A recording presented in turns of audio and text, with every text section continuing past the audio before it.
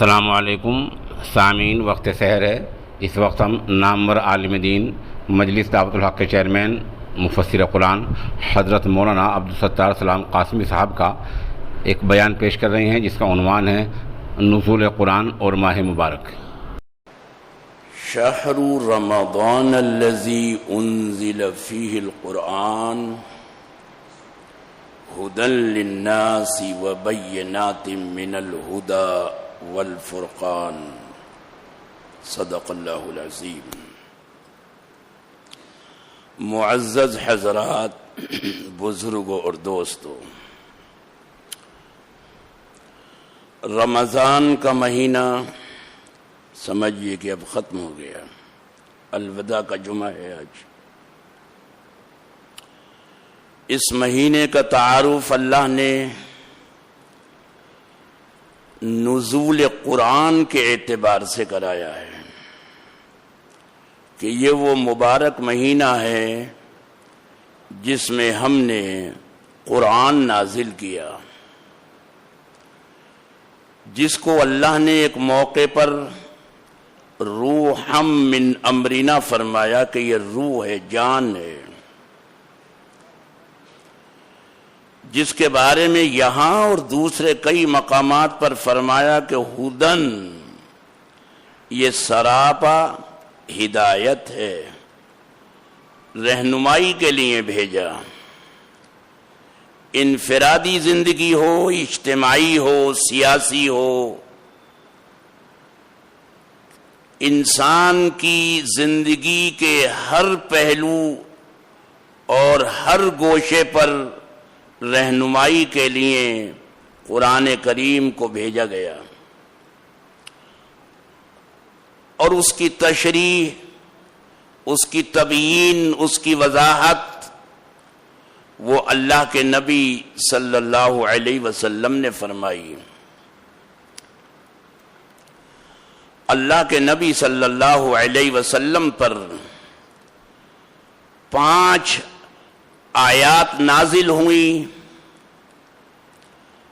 اور حکم ہوا کہ اب اس پیغام کو لوگوں تک پہنچاؤ۔ تو وہ لوگ جو 40 سال تک محمد بن عبداللہ کو نام سے نہیں صادق الامین کہہ کر پکارتے تھے، سچے ہیں اور ایماندار، آپ نے لوگوں کو بلایا دعوت دینے کے لیے ایک اللہ کی، تو آپ کا وہ چچا جس نے آپ کی پیدائش پر باندی سویبہ کو، صوبیہ نہیں، سویبہ کو آزاد کر دیا تھا خوشی میں کہ بھتیجا ہوا ہے، اسی نے سب سے پہلا پتھر مارا، گالی گفتاری دی، بیہودی زبان چلائی، جس کے جواب میں تبت یدا ابی لہب نازل ہوئی۔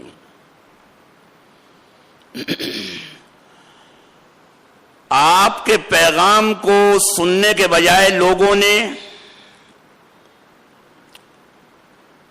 آپ کے استہزاء، مذاق، ٹھٹول بازی، صرف اسی پر اکتفا نہیں کیا، بلکہ راستے میں کوڑا ڈال رہے ہیں۔ پڑوس میں رہنے والی ام جمیل، ابو لہب کی بیوی یعنی چچی، آپ کی چچی، وہ کوڑا ڈال رہی ہے، گندگی ڈال رہی ہے، غلاظتیں ڈال رہی ہے۔ اللہ کے نبی صلی اللہ علیہ وسلم پر ظلم و تشدد کا سلسلہ شروع ہو گیا ہے،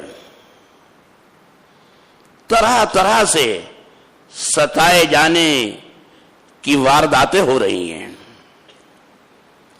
اللہ کے نبی صلی اللہ علیہ وسلم نے ایک موقع پر فرمایا کہ لقد اوذیت فی اللہ وما یوزا احد واخفت فی اللہ وما یخاف احد، مجھے اللہ کی راہ میں اتنی ایذائیں دی گئیں کہ کسی کو دی نہیں جائیں گی. وما یؤذا فعل مضارع، اور اتنا ڈرانے دھمکانے کی کوششیں ہوئیں. وَأُخِفْتُ، اتنا خوف زدہ، ہراسمنٹ کرنے کی کوششیں ہوئیں. کبھی عقبہ ابن ابی معیط گلے میں کپڑا ڈال کر اتنا دباتا ہے کہ دم نکلنے کو ہوتا ہے. ابو بکر آ جاتے ہیں بیچ بچاؤ کے لیے. اتقتلون رجلا یقول ربی اللہ، ارے تم ایسے شخص کو قتل کرنا چاہتے ہو جس کا کوئی قصور نہیں، صرف اتنا قصور ہے کہ وہ ایک اللہ کی دعوت دے رہا ہے، وہ کہہ رہا میرا رب اللہ ہے. کبھی آپ مکے سے طائف جاتے ہیں کہ شاید وہاں کچھ اچھے لوگ مل جائیں، لیکن طائف جو چند کلومیٹر کے فاصلے پر ہے 10 دن کا آپ کا قیام رہتا ہے، اور آپ کے ساتھ ایک شخص، ایک غلام زید، وہ ساتھ رہتے ہیں. کسی نے آپ کی بات پر کان دھرنے کی کوشش نہیں کی، بلکہ طائف کے جو شہدے اور غنڈے اور لفنگے، جو اس قماش کے لوگ تھے، سماج کے گندے لوگ، بدقماش، ایسوں کو پیچھے لگا دیا. 2 رویہ لائن بن گئی، ڈبل لائن. آپ گزر رہے ہیں، وہاں سے واپس ہو رہے ہیں، اور وہ لوگ گالی گفتاری بےہودگی کر رہے ہیں، پتھر مار رہے ہیں، آپ کی ایڑیاں خون آلود ہو گئی ہیں. یہ سب ہو رہا ہے. دعوت کا پیغام جب آپ نے دیا ہے تو آپ کے ساتھ یہ ساری کوششیں ہو رہی ہیں.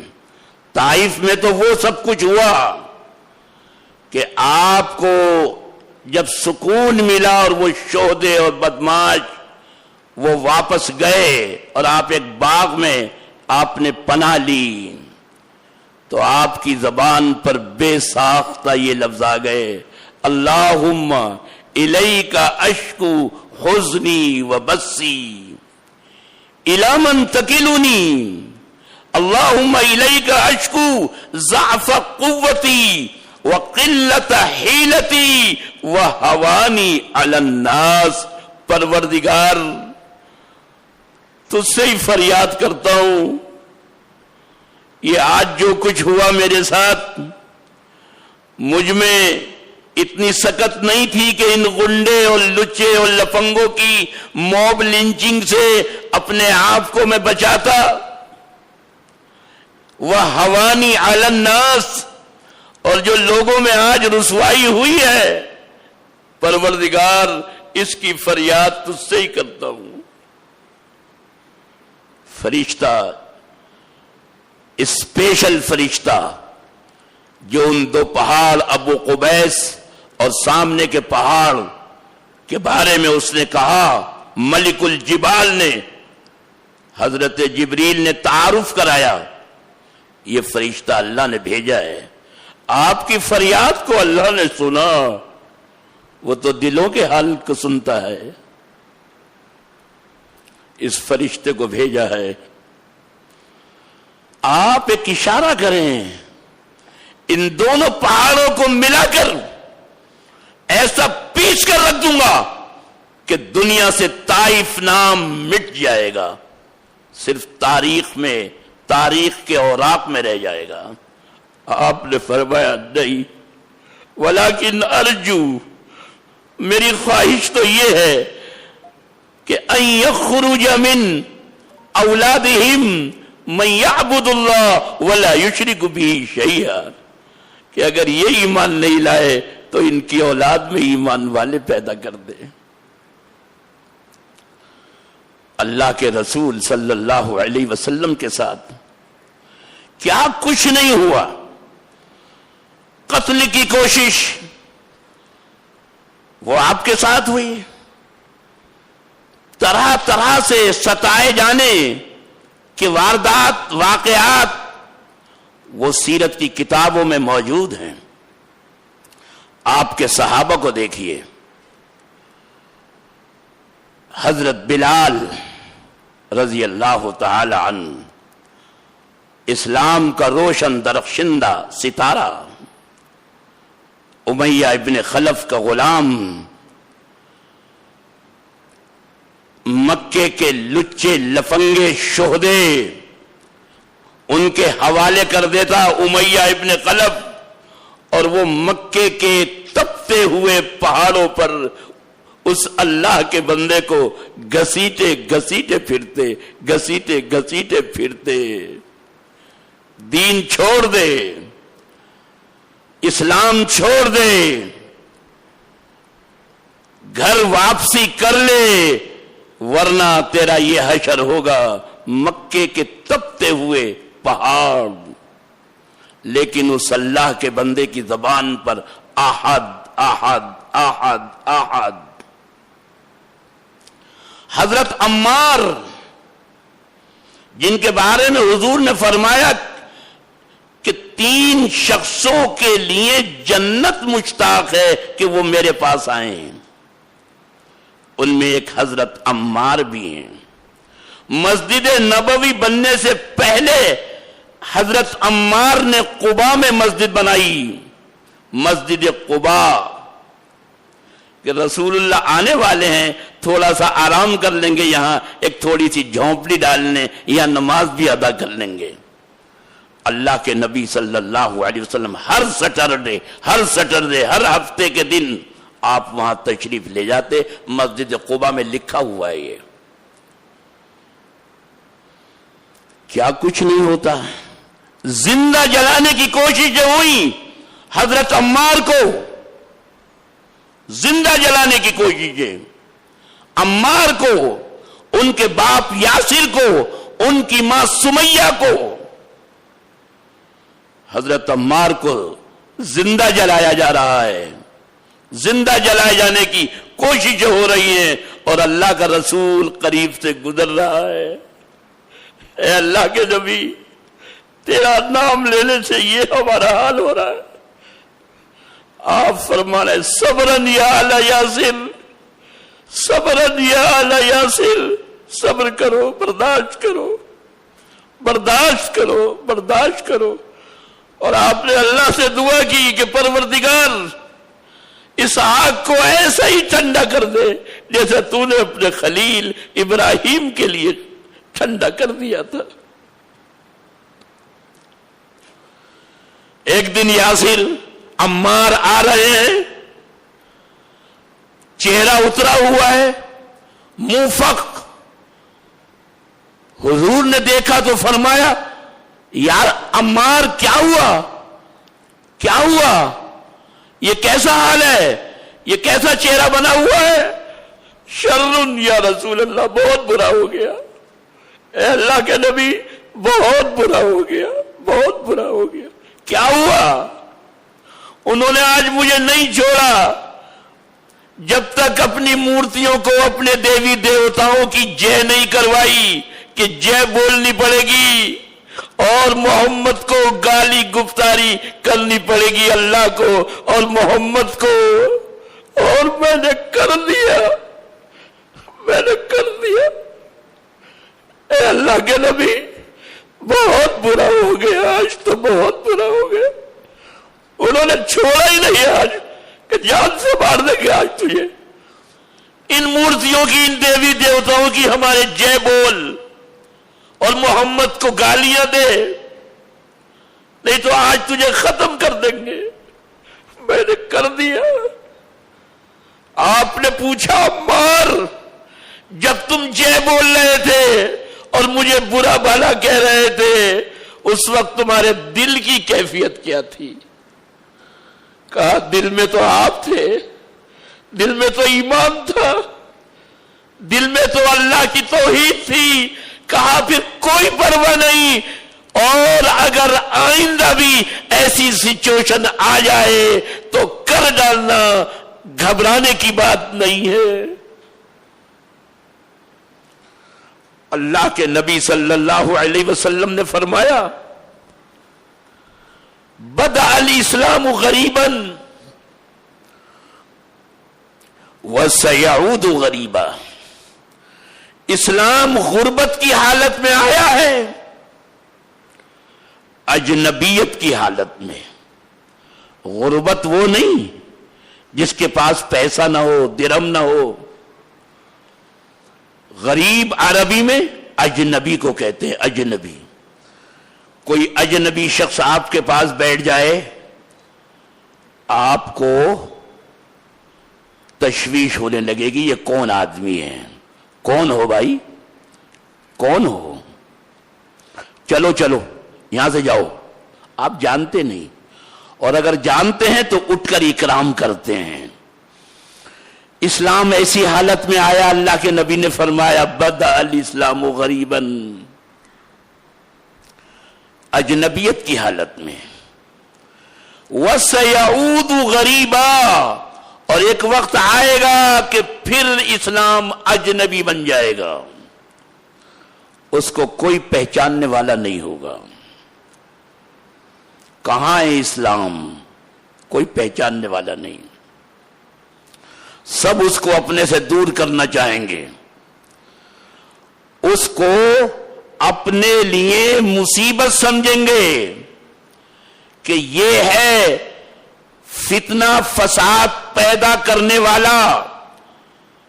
مکے کے لوگ یہی کہتے تھے یہ کیا مذہب آ گیا کہ جس نے فتنہ فساد پیدا کر دیا، آنتک مچا دیا، آنتک۔ ایک وقت آئے گا، اللہ کے نبی نے فرمایا کہ پھر لوگ اس کو اپنے لیے عذاب سمجھنے لگیں گے، بھاگیں گے اسلام اور اسلام کے نام لیواؤں سے۔ آپ بس میں بیٹھ رہے ہیں، کرتا پجامہ ہے، داڑھی ہے، ٹوپی ہے، لوگ گھبراتے ہیں، خدا خیر کرے۔ ٹرین میں، فلائٹ میں لوگ گھبراتے ہیں، خدا خیر کرے، خدا خیر کرے۔ وَسَيَعُودُ غَرِيبًا فَطُوبَى لِلْغُرَبَاءِ، ان لوگوں کے لیے مرحبا، مبارکباد جو ایسے اجنبی ہیں۔ صحابہ نے پوچھا وَمَنْ هُمْ یا رسول اللہ، وَمَنِ الْغُرْبَى یا رسول اللہ، کون ہے وہ؟ آپ نے فرمایا الَّذِينَ يُصْلِحُونَ مَا أَفْسَدَ النَّاسِ، یہ وہ لوگ ہوں گے کہ جو بگاڑ آ چکا ہے سماج میں، اس بگاڑ کو ختم کرنے کی کوششیں کریں گے۔ اللہ کے نبی صلی اللہ علیہ وسلم اور صحابہ کے ساتھ پوری تاریخ سیرت کو دیکھیے، سنتے ہیں آپ، درس قرآن ہوتا ہے یہاں، عام مسلمان پڑھتا ہے، تفسیر کی کتابیں، احادیث کی کتابیں، دیکھیے کہ کیسے کیسے واقعات گزرے ہیں۔ حضرت خباب ابن ارت، الف را اور تا مشدد، خباب ابن ارت مشہور صحابی ہیں اور سابقین اولین میں سے ہیں، 6 نمبر ہے غالباً اسلام لانے والوں میں، دار ارقم سے پہلے۔ وہ کہتے ہیں کہ لقد شکونا الی رسول اللہ صلی اللہ علیہ وسلم وہو متوسد بردتن لہو فی ظلال الکعبہ. ہم نے یعنی خباب ہیں اور خباب کے ساتھ 2 4 10 5 اور بھی ہیں. جب ہی انہوں نے کہا ہم، ورنہ کہتے میں، انہوں نے کہا ہم نے رسول اللہ صلی اللہ علیہ وسلم کے پاس جا کر فریاد کی. اور آپ اس وقت خانہ کعبہ سے ٹیک لگائے ہوئے خانہ کعبہ کے سائے میں اپنی چادر اوڑے ہوئے تشریف فرما تھے. ہم نے جا کر فریاد کی کہ یا رسول اللہ الا تستنصر لنا. حضرت خباب کو زندہ آگ میں جلانے کی کوششیں ہوئی. وہ کہتے ہیں، اور ان کی جو مالکن تھی ام انمار، وہ خود پیش تھی، اور شودے لفنگے وہ تو تھے ہی تھے، لوہار تھے. یہ خباب ابن ارت لوہار تھے، بٹی تھی، بٹی دہک رہی ہے، لوہے کو گرم کر رہے ہیں، کوئلہ ڈال رہے ہیں گرم کر کے، شودے لفنگے، اور ان کو پکڑتے اور ان کی چھاتی پر مستنڈے چڑھ جاتے اور نیچے کوئلوں کے اوپر دیکھتے ہوئے کوئلوں کے اوپر اس کو لٹاتے خباب ابن ارت کو، اور اوپر چڑھ جاتے مستنڈے، ہلنے بھی نہ پائے، غریب ہلنے بھی نہ پائے. اور اس خباب ابن ارت کی چربی پگھل کر ان دہکتے ہوئے جو کوئلے تھے ان کو ٹھنڈا کرتی ان کی چربی. ایک موقع پر حضرت عمر نے دیکھی تھی، نظر پڑ گئی تھی ان کی کمر. کہا یہ کیا ہوا؟ انہوں نے بتایا کہ ایسے میرے ساتھ ہوتا تھا. فرمایا حضرت عمر نے ایسی کمر تو آج تک کسی کی دیکھی نہیں گئی، جس کی چربی پگھل کر دہکتے ہوئے کوئلوں کو ٹھنڈا کر رہی ہو. حضرت خباب نے کہا اے اللہ کے نبی الا تستنصر لنا، آپ دعا نہیں کرتے مدد کی، یہ مدد آ جائے. یہ حالات ہو رہے ہیں، یہ سب کچھ ہو رہا ہے ہمارے ساتھ، یہاں مار وہاں پیٹ، یہاں تباہی وہاں بربادی. الا تستنصر لنا الا تدعو لنا، دعا نہیں کرتے.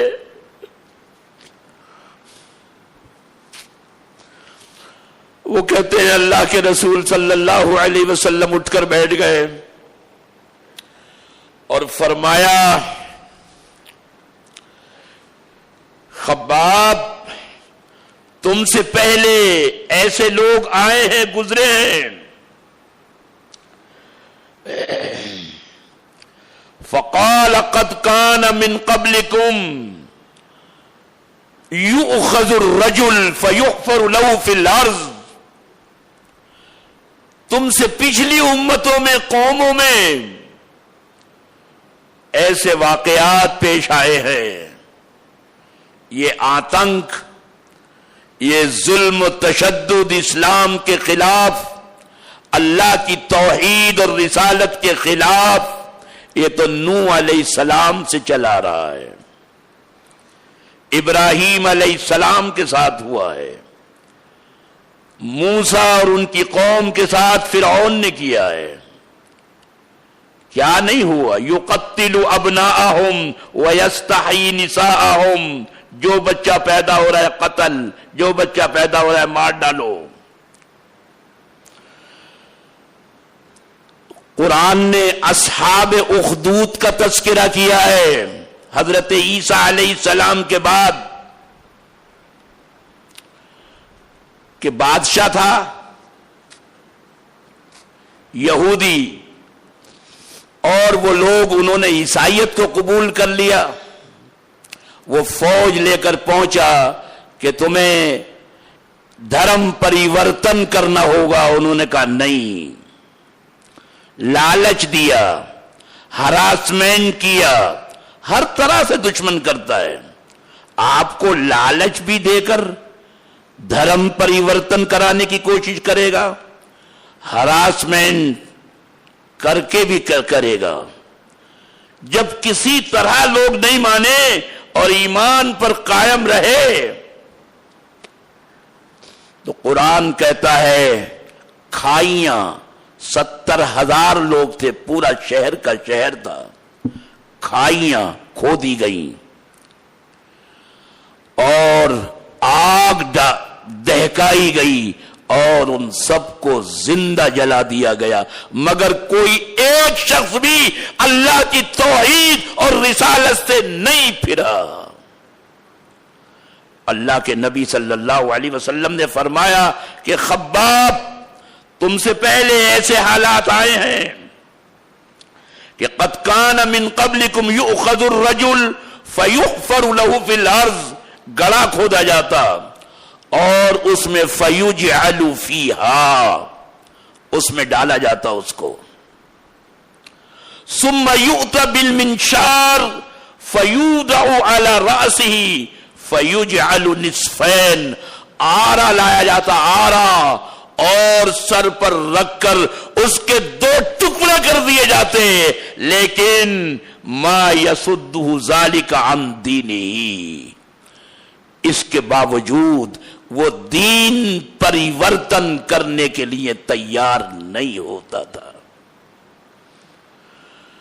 خباب سنو, واللہ لیتمن اللہ ھذا الامر, اللہ کی قسم اللہ اس دین کو پورا کر کے رہے گا. ولکنکم تستعجلون, لیکن تم جلدی کر رہے ہو. اللہ کے ہر کام کا وقت مقرر ہے, اللہ کے ہر کام کا وقت مقرر ہے. ان یوما عند ربک کالف سنۃ مما تعدون, اللہ کے یہاں تو ایک دن 1000 سال کی برابر ہوتا ہے. ابھی تو 1.5 دن ہوا ہے, اللہ کے اعتبار سے تو ابھی 1.5 دن ہوا ہے 1,500 سال میں. 1.5 دن کوئی دیر تو ہوئی نہیں. اور قرآن نے ایک جگہ کہا کہ اللہ کے یہاں ایک دن 50,000 سال کے برابر ہوتا ہے. اس کے اعتبار سے تو 1500 سال چند منٹ کی برابر ہے.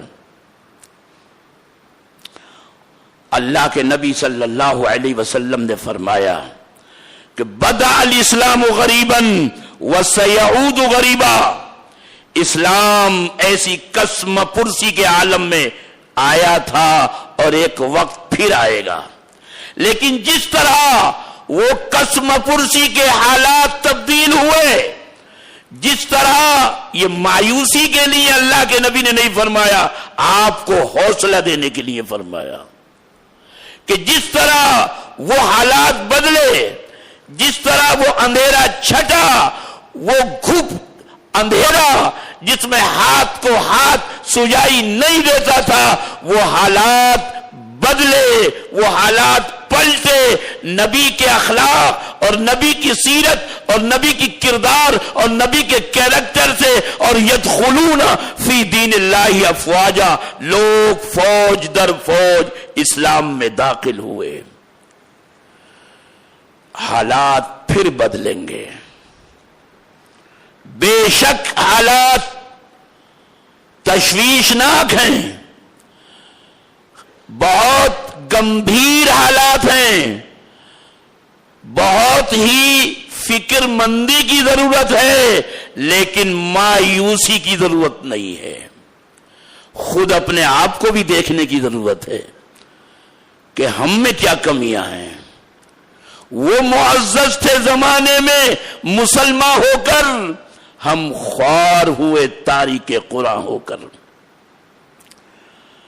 اسلام میں یہ کرتا پجامہ ٹھیک ہے، اس کی بھی ایک اہمیت ہے، ٹوپی کی بھی ہے، لیکن اسلام تو در حقیقت کیریکٹر کا نام ہے، کردار کا نام ہے۔ اگر ہم میں کا ہر شخص، ہر نوجوان، ہر تاجر، ہر بزنس مین، ہر مسلمان مرد و عورت چلتے پھرتے اسلام کو پیش کرے کہ یہ ہے اسلام،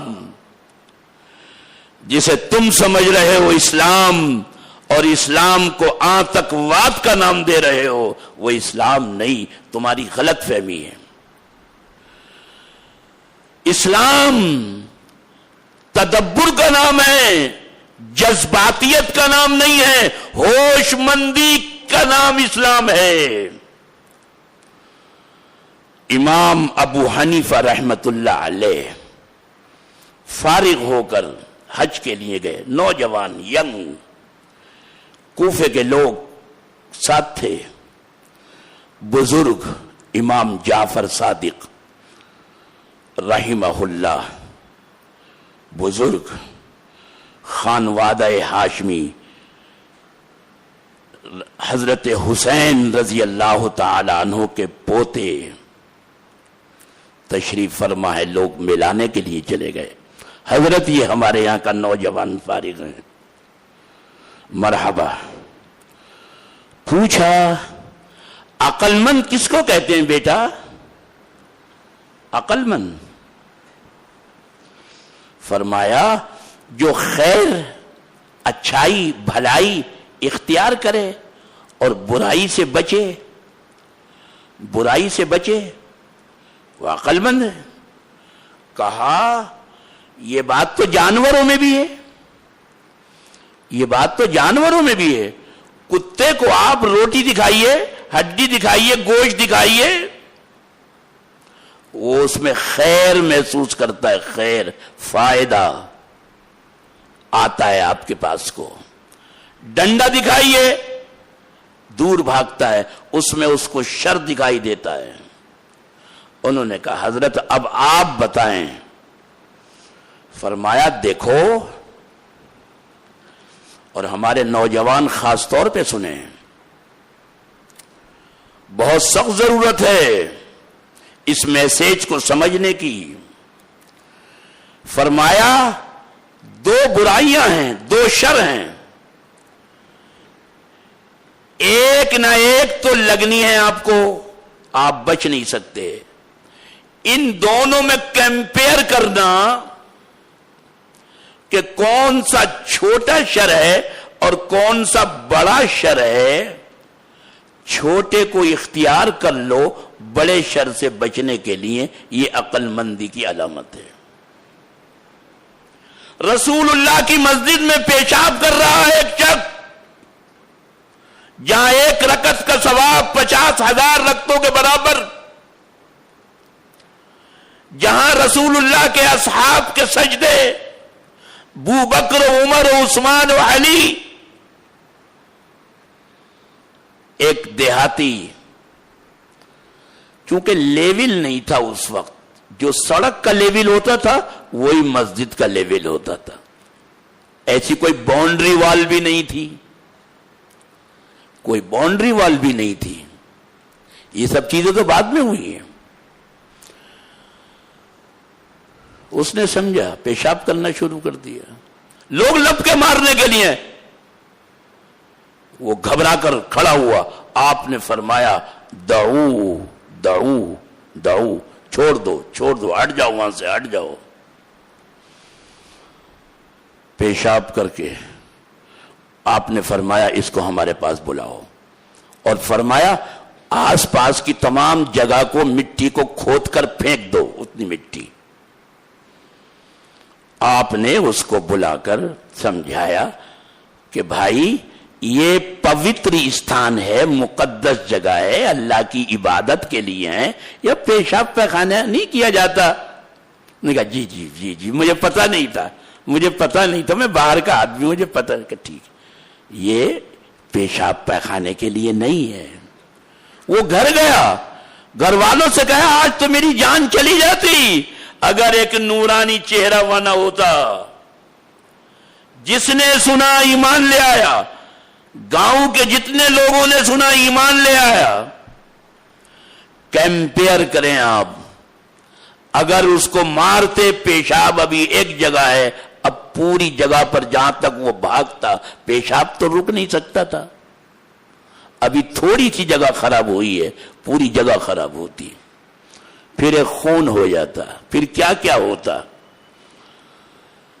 کمپیئر کرو، اگر ایسے حالات آ جائیں، ٹھیک ہے یہ برا کر رہے ہیں، ان کو اللہ کا نام سننے سے چڑ ہے، آج سے نہیں ہے، رسول اللہ کے زمانے سے ہے، یہ تو نوح علیہ السلام کے زمانے سے ہے، ستیزہ کار رہا ہے ازل سے تا امروز، چراغ مصطفی سے شرار بولا ابھی، تو شروع سے ہوتا چلا آیا ہے۔ اللہ کا نام سننا پسند نہیں۔ قرآن کہتا ہے وَقَالَ الَّذِينَ كَفَرُوا لَا تَسْمَعُوا لِهَذَا الْقُرْآنِ وَالْغَوْا فِيهِ لَعَلَّكُمْ تَغْلِبُونَ۔ میں نے کہا کہ رمضان کا مہینہ ہے، اس میں قرآن نازل ہوا، ایک گائیڈ ہے، آپ کو ہر موڑ، ہر گام، ہر آپ کی صورتحال میں آپ کو گائیڈ کرنے کے لیے موجود ہے۔ وَقَالَ الَّذِينَ كَفَرُوا، ادھرمی لوگوں نے یہ کہا، سدی کی روایت ہے جو 1000 سال پہلے کے مفسر ہیں، ابن اسیر، ابن کثیر، طبری، قرطبی، روح المعانی، تمام مفسرین A to Z وہ لکھ رہے ہیں کہ یہ ابو جہل کا مشورہ تھا۔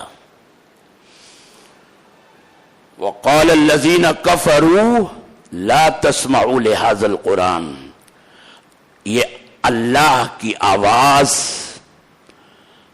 مت سنو، کیا کرو؟ جب یہ اللہ کا نام لیں، جب یہ اللہ کا نام لیں تو وَالْغَوْا فِي، اس نے کہا فَصِيحُوا فِي وَجْهِهِ، جا کر شور مچاؤ، شور مچاؤ، شور مچاؤ۔ وَالْغَوْا فِي بِالْمُقَاءِ وَالتَّصْدِيَةِ وَالتَّصْفِيقِ وَالتَّصْفِيرِ، یہ تمام تشریحات کی ہیں 1200 سال پہلے کے مفسرین نے۔ جب یہ اللہ کا نام لیں، اللہ کی وحدانیت کا کہ اللہ اکبر، اللہ اکبر، اللہ کا نام، یہ ایسے چڑے ہوئے ہیں کہ جا کر وہاں شور مچاؤ، تالیاں بجاؤ، سیٹیاں بجاؤ، وہاں شور شرابہ کرو، وہ آواز دب جائے، لعلکم تغلبون۔ قرآن کہتا ہے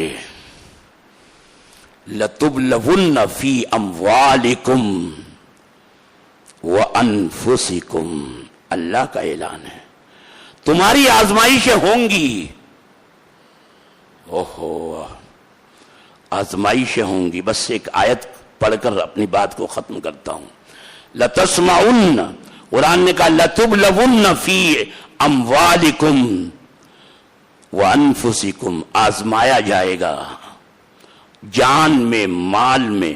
وَلَتَسْمَعُنَّ مِنَ الَّذِينَ أُوتُوا الْكِتَابَ وَمِنَ الَّذِينَ أَشْرَكُوا أَذًى كَثِيرًا، اور تم سنو گے، تمہیں سنائی دے گا اہل کتاب یہود و نصارہ جو پڑھے لکھے ہیں، وَمِنَ الَّذِينَ أَشْرَكُوا، اور مشرکین جو جاہل و بے پڑھے ہیں۔ معلوم ہوا کہ پڑھا لکھا اور بے پڑھا